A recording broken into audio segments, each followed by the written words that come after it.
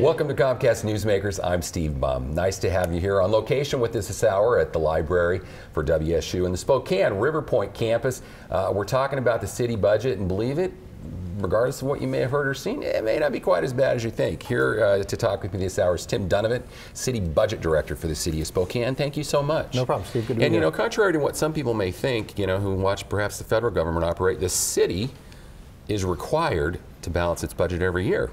That's correct. We can balance the budget with the anticipated resources for that year and any resources that we've saved from previous years. If we have any leftover money from 2011, that can be used to help balance 2012. And I know that has been challenging because, unfortunately, like the rest of the country, this community has seen, you know, revenues and tax revenues sort of be challenging year after year.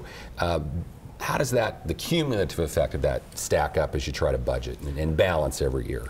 The cumulative effect makes it tough. Every consecutive year when you have what you consider a shortfall of revenue compared to what you would normally expect, it gets that much harder to close a deficit.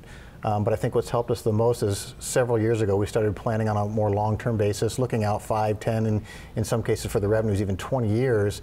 So even though, you know, from an economy perspective things aren't going so good, in our minds we've kind of been preparing for this for several years. So it's not really a real surprise where we are. And you've actually been able to create some contingency funds to set some money aside because you've looked at those things coming up down the road. We have. Starting back in about 2005, we started looking at, you know, we had the ability to take some one-time money and set it aside, knowing that we can't embed that one-time money for ongoing expenses, because once you spend it once, it's gone.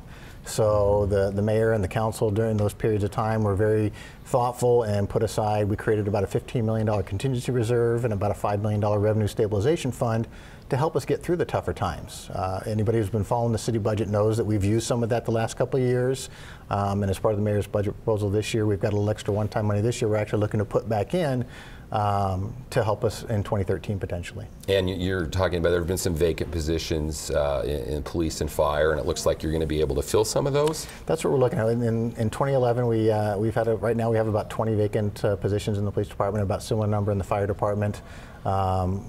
In the police department, we're looking at staffing those up throughout the year, and to the point where we can get to be at full staffing by the end of the year.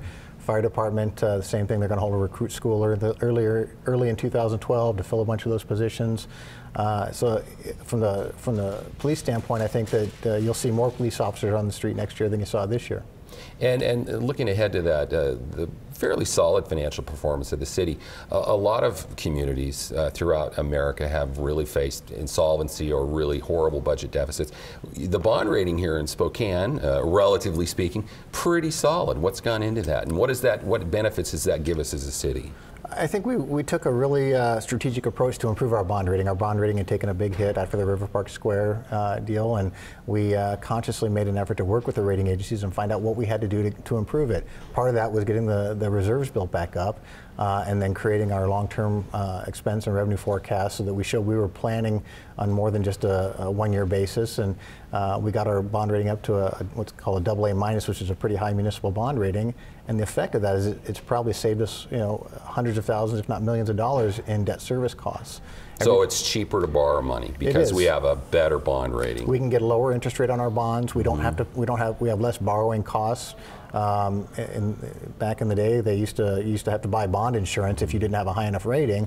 And that could cost. We all know how that went. Yeah, we know how that went. It could cost $700,000 for that. Hey, real quick, because I do want to touch on this, because this is something that people can impact really the financial well-being of the city. Where does most of the revenue come from?